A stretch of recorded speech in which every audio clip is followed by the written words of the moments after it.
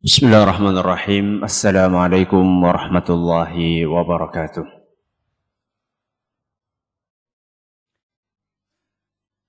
Innal hamdalillah nahmaduhu wa nasta'inuhu wa nastaghfiruh wa na'udzu billahi min shururi anfusina wa min sayyiati a'malina.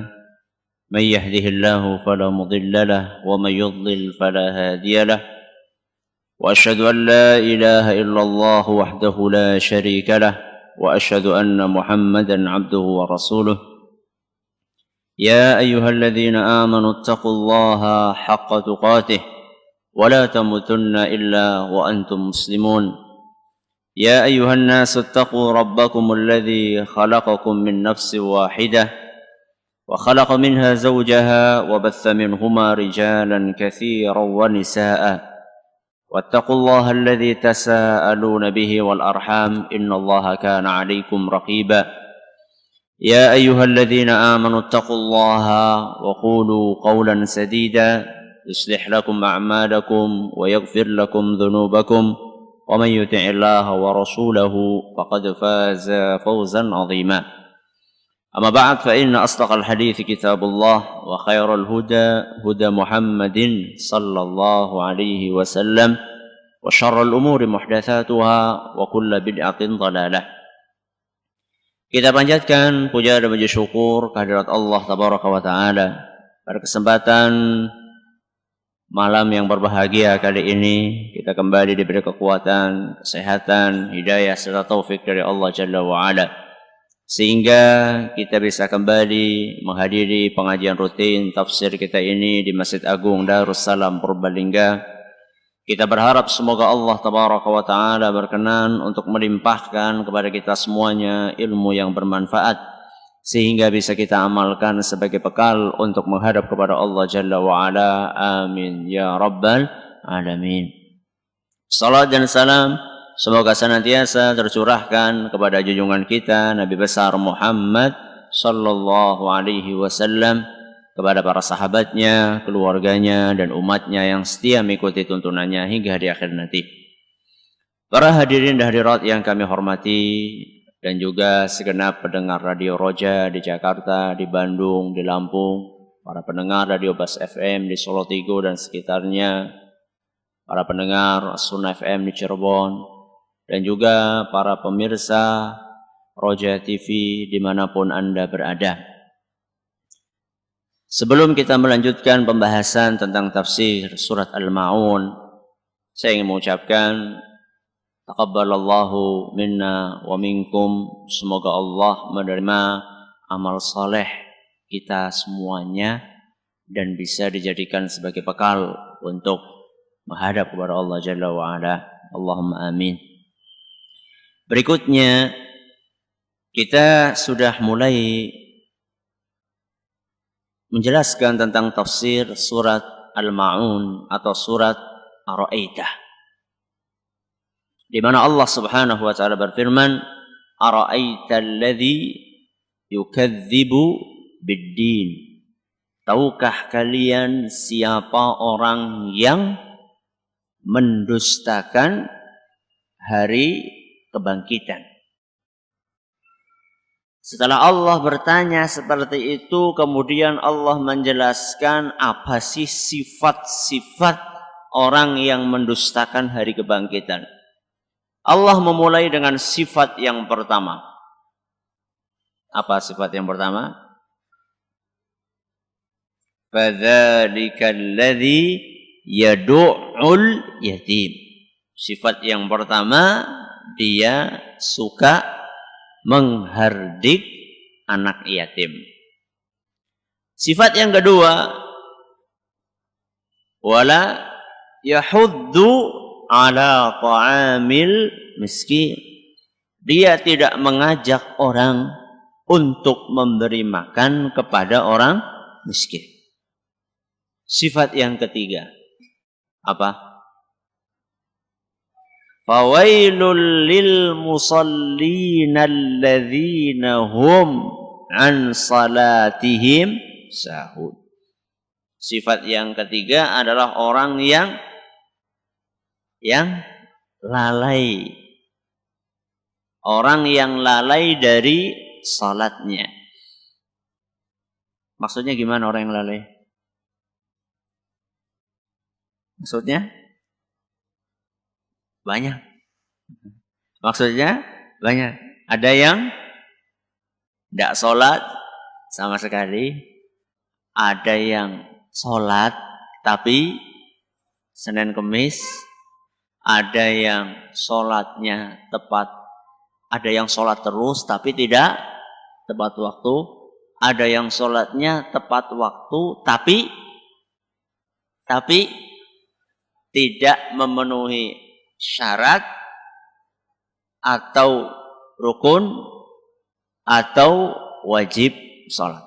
Dan itu sudah kita bahas contoh-contohnya. Ini sifat yang ketiga. Sifat yang keempat akan kita bahas pada malam hari ini.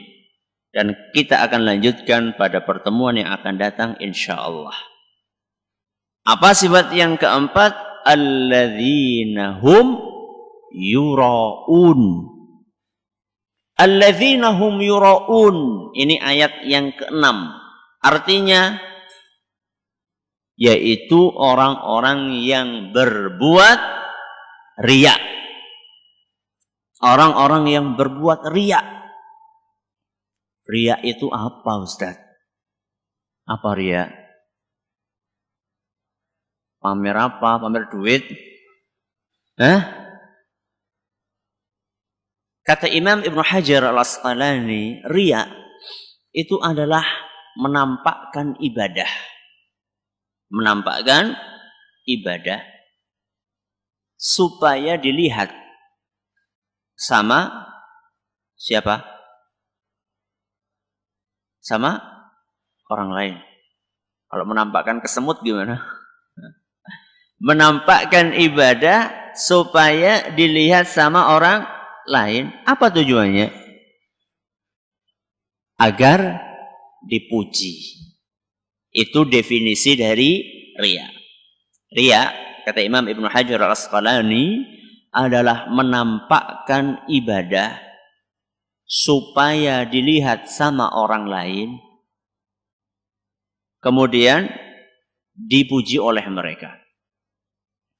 Rasulullah sallallahu alaihi wasallam bersabda, "Basyir hadhil ummah."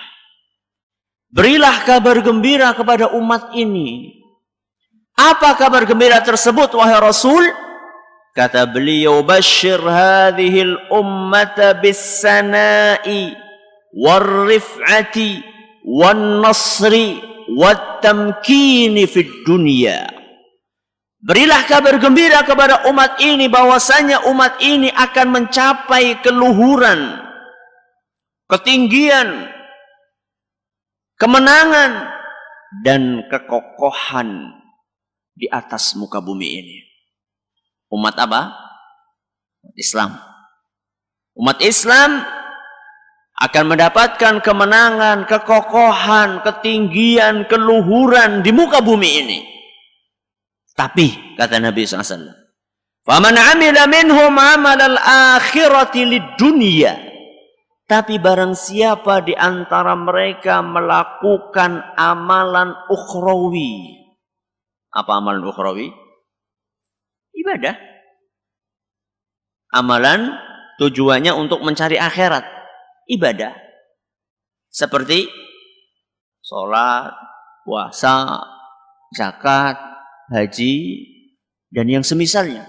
Kata Nabi SAW, barang siapa menjalankan ibadah lid dunia, untuk mengejar dunia, apa akibatnya? Lam yakun lahu fil akhirati nasibun. Di hari akhirat nanti dia akan tidak mendapatkan bagian pahala sedikit pun. Hadis yang diriwayatkan oleh Imam Ahmad dan dinyatakan sahih oleh Al-Hakim, Al-Dhahabi, Al-Dhiya, Al-Maqdisi dan Al-Albani. Jadi dalam hadis ini Nabi SAW menjelaskan bahwa orang-orang yang menjadikan ibadah sebagai tunggangan untuk mencari dunia. Seperti apa Ustadz dunia? Dunia tadi, supaya dipuji sama orang lain, itu kan bagian dari dunia. Jadi dunia itu tidak cuma duit. Pujian manusia juga bagian dari dunia. Dia mencari pujian dari manusia, caranya dengan menjual ibadah dia. Lahiriahnya taat beribadah, tapi batinnya enggak. Berarti ini kayak apa ini? Kayak sifat munafik. Antara lahiriah dengan batiniyah beda. Antara penampilan luar dengan isi hati beda. Di luar Masya Allah kelihatannya tekun sekali beribadah. Ternyata hatinya busuk. Mirip kayak sifat munafik. Bedanya apa Ustaz? Antara munafik dengan riya. Bedanya dalam tafsir Al-Khazin disebutkan perbedaan antara munafik sama riya. Kalau munafik yang disembunyikan itu adalah kekufuran. Yang disembunyikan kekufuran, yang ditampakkan keimanan. Ini bertolak belakang sama sekali. Kelihatannya mukmin, muslim, ternyata di hatinya dia kafir. Kalau riya, yang ditampakkan ketaatan, yang disembunyikan kemaksiatan. Ya, itu bedanya. Apa bedanya tadi? Kalau munafik, yang ditampakkan keimanan, yang disembunyikan kekafiran. Kalau riya, yang ditampakkan ketaatan, yang disembunyikan kemaksiatan. Ustadz, masa pengen dipuji maksiat? Masa pengen dipuji maksiat? Ya iya, karena jalannya salah. Karena jalannya salah. Jalannya apa? Ibadah. Ibadah itu bukan untuk dipuji manusia. Ibadah itu untuk mencari ridho dan pahala dari Allah Subhanahu wa ta'ala. Jadi salah jalan. Ente pengen dipuji tapi jalannya, dan pengen dipuji itu adalah bagian dari akhirat, bagian dari dunia. Ente mencari dunia tapi tunggangannya adalah akhirat. Ibadah kepada Allah Subhanahu wa ta'ala. Orang itu kenapa Ustadz bisa terjangkiti penyakit riya? Apa pemicunya? Pemicu sumber dari munculnya penyakit riya di dalam hati kita. Apa sumbernya?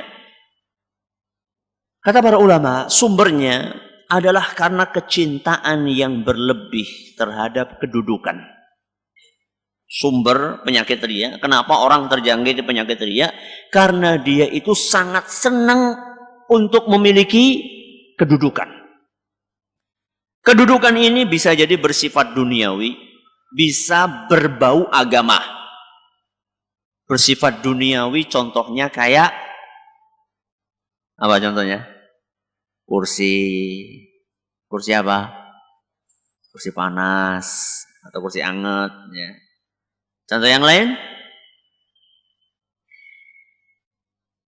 Masa cuma itu aja dunia?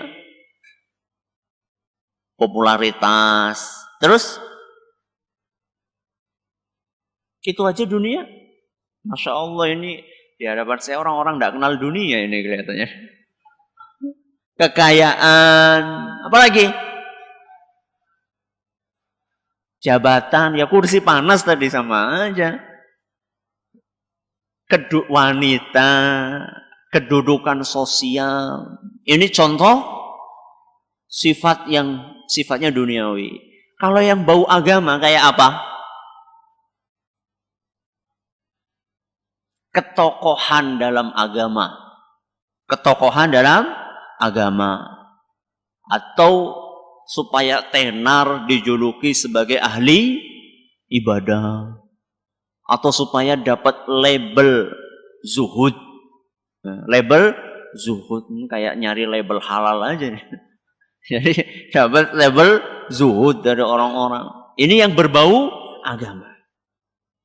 Jadi ternyata tidak sedikit di antara orang-orang yang lahiriahnya taat beribadah. Lahiriahnya taat beribadah.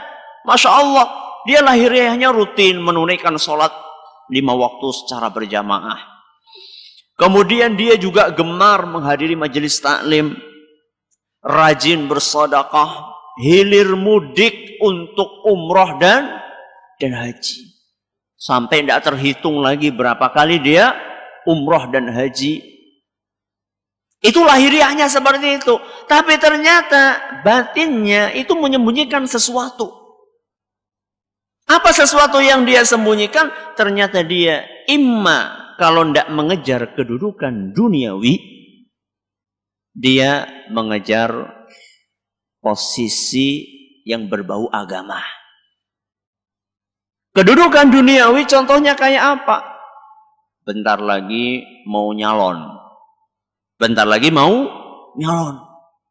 Akhirnya gimana caranya supaya bisa mendapatkan image yang positif di masyarakatnya? Oh, berarti harus sering-sering menghadiri majelis taklim.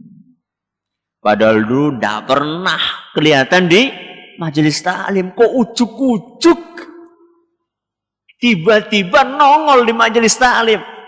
Dari dulu biasanya hadir majelis ebeg, tahu-tahu sekarang hadir majelis taklim. Ada apa ini? Tobat, alhamdulillah kalau tobat. Tapi ini udah deket pemilihan, ada apa? Ada udang di balik rempeyek.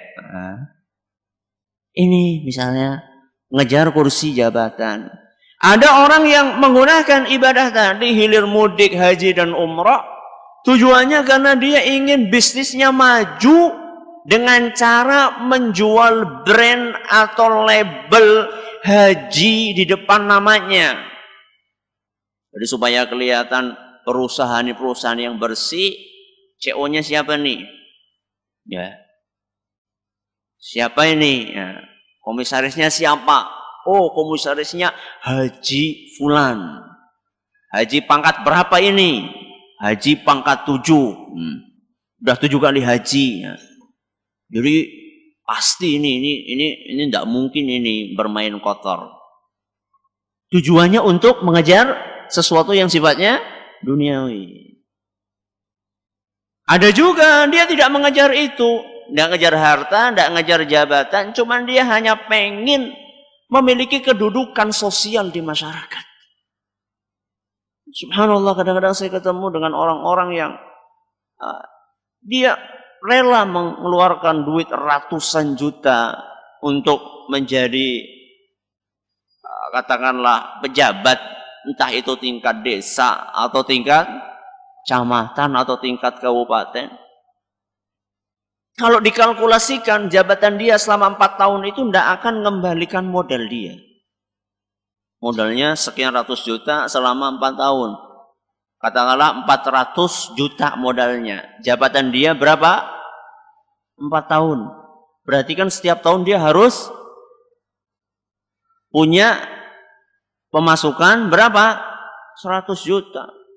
Di desa mau dapat dari mana 100 juta tiap tahun? Kalau korupsi gede-gede ketahuan.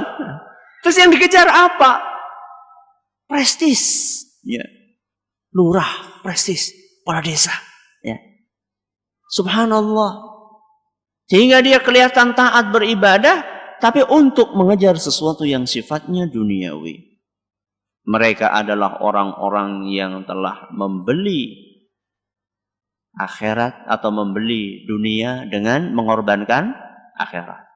Allah Subhanahu wa taala mengingatkan, tilkad darul akhiratu naj'aluha lil ladzina la yuriduna 'uluwan fil ardi wala fasada. Negeri akhirat. Negeri akhirat itu maksudnya surga. Surga itu Allah sediakan buat orang-orang yang tidak ingin kedudukan yang tinggi, yang tidak ingin kesombongan di dunia. dan tidak melakukan kerusakan di muka bumi. Jadi surga itu Allah sediakan buat mereka yang tidak berminat dengan kesombongan, kedudukan yang wah di muka bumi. Terus buat siapa surga tersebut? Kata Allah Subhanahu wa taala, wal aqibatu lil muttaqin. Kesudahan yang baik, akhir yang baik itu adalah hanya untuk orang-orang yang bertakwa. Al-Quran surat Al-Qasas ayat 83. Itu contoh kepentingan duniawi. Kepentingan yang bau agama, Ustaz, contohnya apa? Ini kadang-kadang dilupakan oleh sebagian orang. Misalnya, ada orang tekun beribadah. Ada orang tekun beribadah. Masya Allah, tidak pernah ketinggalan puasa Senin Kemis. Bahkan luar biasa sampai Daud puasa. Daud sehari puasa, sehari tidak. Tahajudnya lancar terus, Masya Allah. Tapi ternyata dia punya maksud lain. Apa maksud yang lainnya? Supaya dia dijuluki ahli ibadah. Orang itu luar biasa ibadahnya. Yang namanya puasa itu tidak pernah ketinggalan. Sehingga setiap saya bertamu ke rumah dia selalu dia sedang berpuasa. Kalau pagi-pagi saya lihat matanya merah banget. Karena semalaman dia tahajud terus. Siang-siang kelihatan bibirnya itu kering. Karena ternyata dia puasa terus. Yang kita kritik bukan ibadahnya.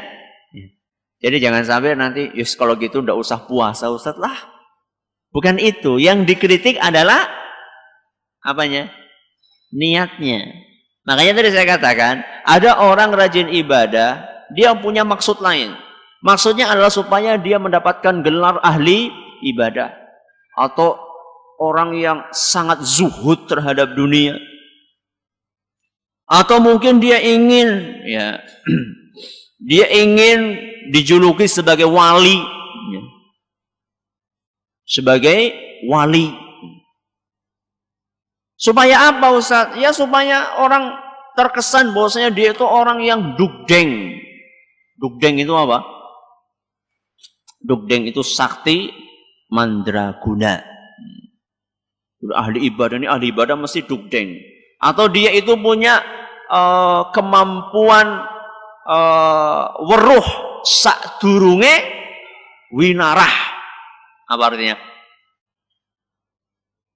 Tahu sebelum terjadi. Weruh sakdurunge winarah. Atau supaya dia itu sering didatangi orang minta wangsit. Pak Ustadz, Pak Yai, Mbah, saya ini mau nyalon nih. Kira-kira saya berhasil enggak? Berdasarkan terawangan saya. Anda itu berhasil. Tapi jalannya sulit. Biar mudah gimana Mbah?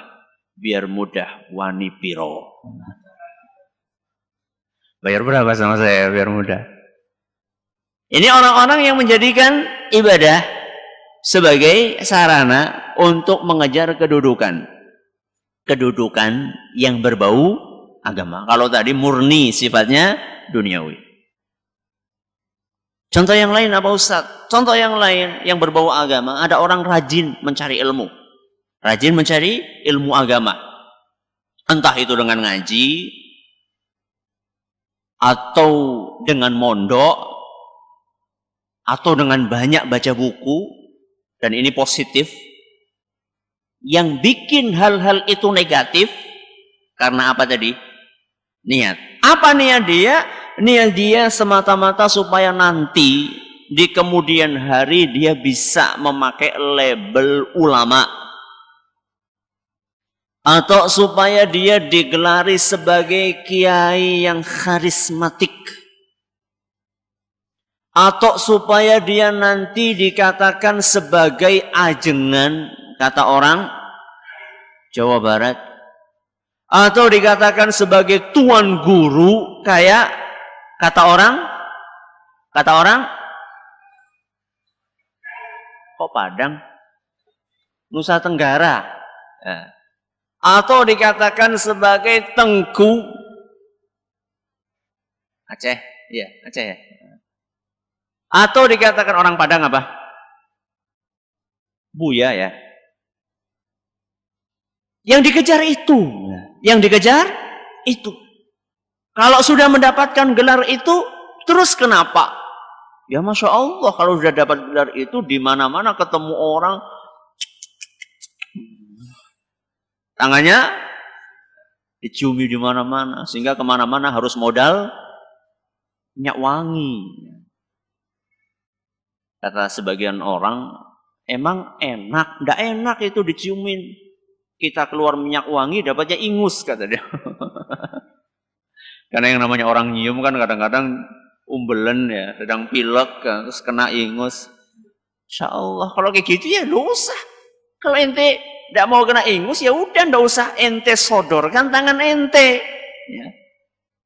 Ketemu sama orang, setiap ketemu sama orang, oh, nih. Apa maksudnya? Atau kalau sudah dapat gelar-gelar seperti itu, kemudian dia sisa air minumnya jadi rebutan. Ini nggak ada yang rebutan kan? Bismillah. Sisa air minumnya jadi rebutan. Bahkan nggak cuma air minum. Tegesan, tahu tegesan enggak? Puntung rokok. Puntung rokok yang kalau orang rokok itu diinjak-injak, itu jadi rebutan. Ya. Jadi rasanya bangga, Masya Allah, tegesanku jadi rebutan. Bangga. Inilah contoh-contoh riya dalam sesuatu yang berbau agama. Dan itu tidak boleh juga sama saja, walaupun mungkin prakteknya itu dilakukan oleh mereka yang ditokohkan secara agama. Rasulullah SAW telah mewanti-wanti. Kata beliau, la ta'allamul ilma litubahu bihil ulama. Janganlah kalian mencari ilmu agama dengan tujuan untuk membanggakannya di hadapan para ulama. Jangan kalian mencari ilmu agama tujuannya supaya kalian itu bangga di hadapan para ulama. Artinya setelah belajar ilmu agama itu kemudian bisa jejer sama ulama. Jangan itu tujuannya. Ini yang pertama. Kedua kata Nabi SAW, wala litumaru bihis sufaha. Dan janganlah kalian mencari ilmu agama supaya kalian itu pintar bersilat lidah dengan orang-orang yang bodoh. Kalau sudah bertemu sama orang bodoh, ngomongnya fasih, ya, sehingga orang yang di hadapannya orang-orang bodoh itu terkagum-kagum. Wah, luar biasa, ini ulama beneran ini. Ini yang kedua. Yang ketiga kata Nabi SAW, wala takhayyaru bihil majalis. Dan janganlah kalian mencari ilmu agama tujuannya supaya kalian menempati kursi yang terhormat. Kursi yang terhormat biasanya kalau suatu majelis itu di mana? Di depan sendiri, ya, di depan sendiri pakai sofa, yang di belakang pakai kelasa. Jadi tujuannya itu. Murni tujuannya, ya Allah, saya ini belajar agama. Saya ngaji dengan rajin karena saya pengen duduk rasanya di depan itu rasanya kayak apa sih? Kok kursinya empuk banget? Kemudian di depan sendiri, di samping para pejabat, rasanya kayak apa sebenarnya? Ini dilarang sama Nabi SAW. Kalau ada orang yang seperti itu, dalam riwayat lain ada tambahan yang keempat. Dalam riwayat lain disebutkan, litasrifu wujuhan nasi ilaikum. Jangan kalian mencari ilmu agama supaya menyedot perhatian manusia kepada kalian. Menjadi pusat perhatian. Kalau ada orang yang seperti ini, kata Nabi SAW, faman fa'ala dzalik, barang siapa yang melakukan itu, fannaru annar, maka tempat kembalinya adalah neraka, tempat kembalinya adalah neraka. Ini ngaji yang mengantarkan ke neraka. Mondok yang mengantarkan kemana? Ke neraka. Das kapok ngaji. Kapok? Kapok enggak? Enggak dong. Karena yang jadi masalah itu bukan ngajinya. Yang jadi masalah adalah niatnya. Wah, yang kemarin-kemarin sudah terlanjur Ustadz, diperbaiki. Mumpung masih hidup. Jadi itulah riya. Ternyata riya itu banyak.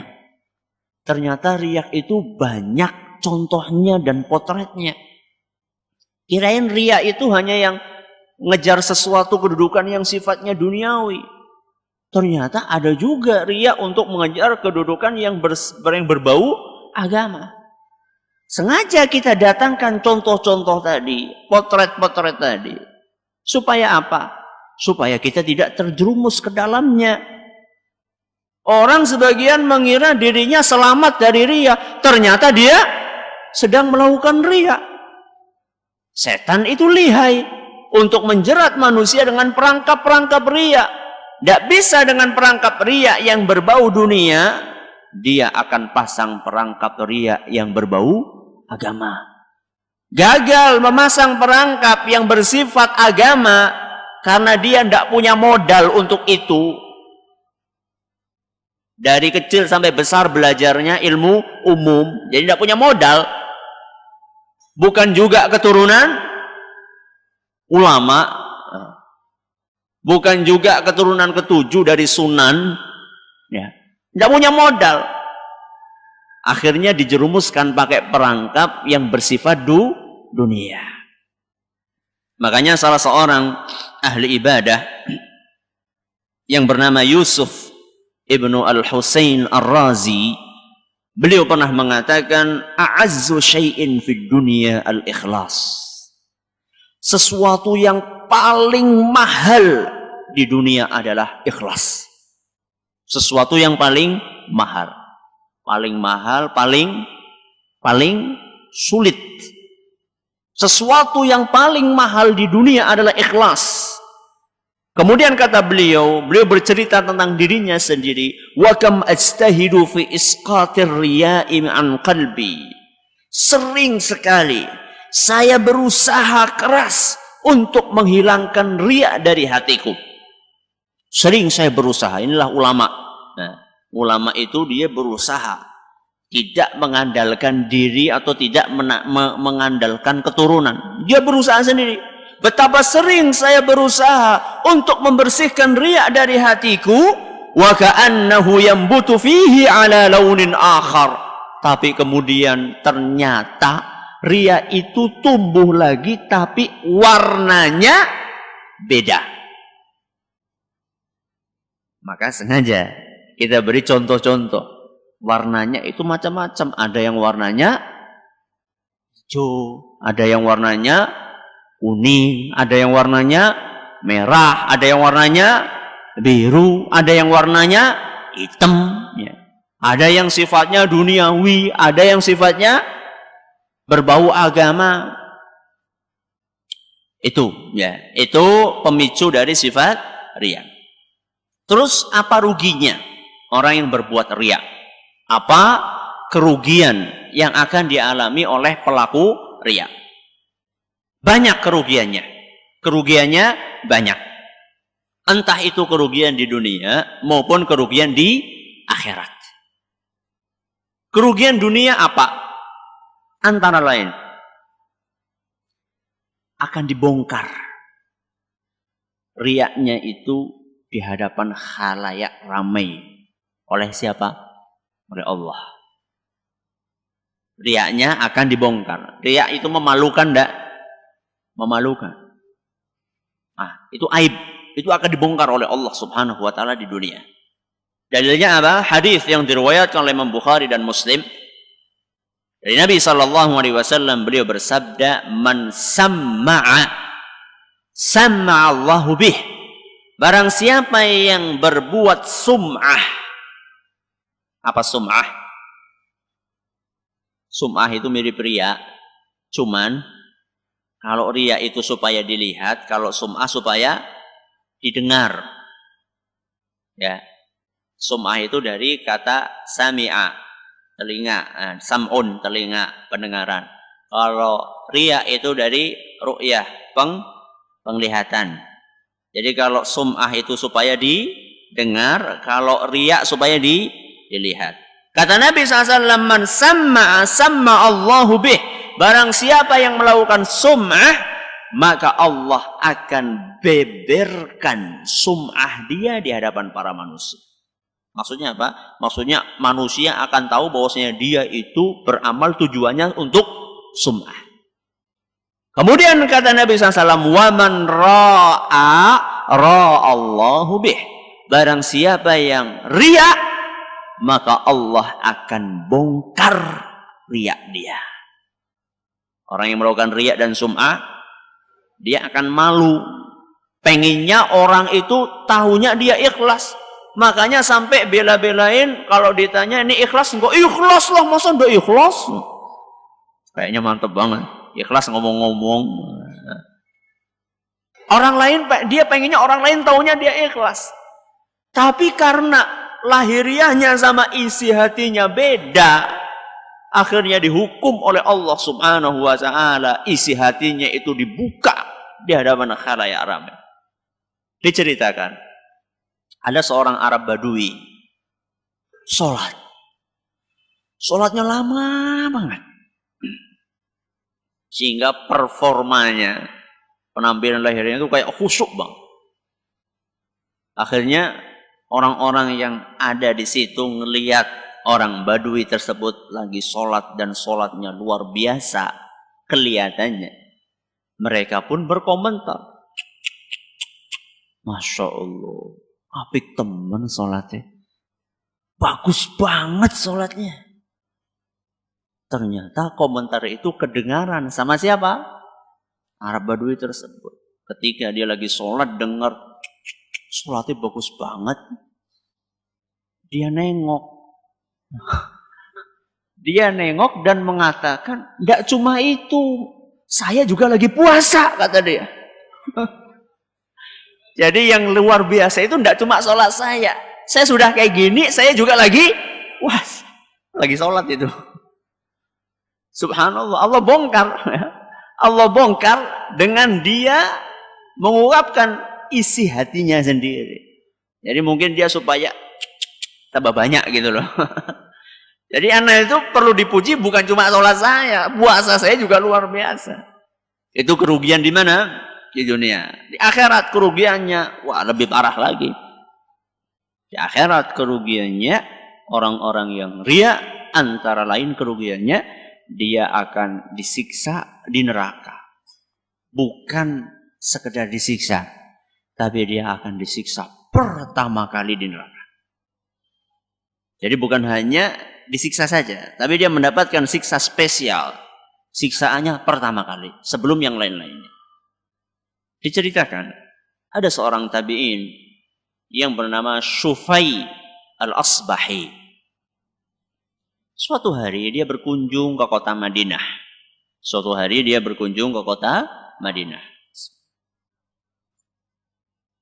Sesampainya di kota Madinah, dia melihat ada kerumunan orang banyak. Mereka mengerumuni satu orang. Akhirnya Syufai ini penasaran. Kata dia, "Siapa itu?" Dia ikut duduk, kemudian tanya sampingnya, "Itu siapa itu yang di depan?" "Masnya tidak tahu?" "Ya enggak, saya baru datang." "Itu Abu Hurairah itu." Itu Abu Hurairah, sahabat Nabi SAW. Abu Hurairah lagi ngisi pengajian, yang hadir banyak banget. Akhirnya Syufai ini ngikut hadir di majelis taklim tersebut, tunggu sampai pengajiannya selesai. Biasa setelah pengajian ada yang nanya, sampai yang nanya habis. Sehingga tidak tersisa kecuali Syufai dan siapa? Abu Hurairah. Syufai mendekati Abu Hurairah. Kemudian dia berkata, wahai Abu Hurairah, demi Allah, tolong beritahukan kepadaku sebuah hadis. Beritahukan kepadaku sebuah hadis yang engkau dengar langsung dari Rasul sallallahu alaihi wasallam dan engkau faham betul isinya. Jadi Abu Hurairah atau Syufai atau Abu Hurairah, Syufai ini minta kepada Abu Hurairah supaya menyampaikan sebuah hadis spesial yang kamu dengar langsung dari Rasul, bukan lewat orang lain, dan engkau paham betul isinya. Ketika mendengar permintaan itu, Abu Hurairah segera menegakkan punggungnya, kemudian berkata, baiklah, saya akan sampaikan kepadamu sebuah hadis yang aku dengar langsung dari Rasulullah sallallahu alaihi wasallam dan aku fahami dengan baik isi hadis tersebut. Rasulullah sallallahu alaihi wasallam bersabda, ketika akan menyampaikan hadis tersebut, Abu Hurairah pingsan. Tidak sadarkan diri Abu Hurairah. Syufai, waduh, ketempuan nih. Mau nanya malah pingsan. Akhirnya ditunggu sampai siuman. Ketika siuman, Abu Hurairah berkata, saya akan sampaikan kepadamu hadis Nabi SAW yang saya dengar langsung dari Nabi SAW dan saya faham betul, dan saat itu di rumah ini tidak ada orang lain kecuali saya dan Rasul SAW. Rasulullah SAW bersabda, pingsan lagi sampai 3 kali.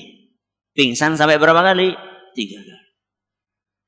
Baru kemudian keempat kalinya saya mendengar Rasulullah sallallahu alaihi wasallam bersabda, inna awwalan nasi yuqdha yaumal qiyamati alaihi. Sesungguhnya orang yang pertama kali disiksa pada hari kiamat ada 3 orang. Yang pertama adalah orang yang berjihad. Yang kedua adalah orang yang rajin menuntut ilmu agama, membaca Al-Quran dan mengajarkannya. Kemudian yang ketiga adalah orang yang punya duit banyak dan dermawan. Berapa orang? 3. 3 orang ini, orang yang berjihad, orang yang apa tadi? Orang yang punya ilmu agama dan orang yang dermawan. 3-tiganya ini ketika dibeberkan di hari kiamat, ternyata orang yang berjihad tujuannya bukan mencari ridha Allah, tapi supaya dikatakan sebagai pemberani. Kemudian yang kedua adalah orang yang mencari ilmu, tapi tujuannya supaya dikatakan ulama, baca Quran supaya dikatakan qari. Kemudian yang ketiga orang yang punya duit banyak, rajin berinfak, supaya tujuannya dijuluki sebagai dermawan. Itu tujuannya. Akhirnya mereka semuanya diseret, dimasukkan kemana? Ke dalam neraka. Hadis riwayat Muslim. Kalau para sahabat saja sampai pingsan, kalau kita dengar hadis ini nyantai-nyantai saja. Itulah menunjukkan bahwasanya keimanan kita itu masih perlu untuk ditingkatkan lagi. Terima kasih atas perhatiannya. Mohon maaf atas segala kekurangannya. Kita tutup. Subhanakallahumma wa bihamdika asyhadu an la ilaha illa anta astaghfiruka wa atubu ilaik. Assalamualaikum warahmatullahi wabarakatuh.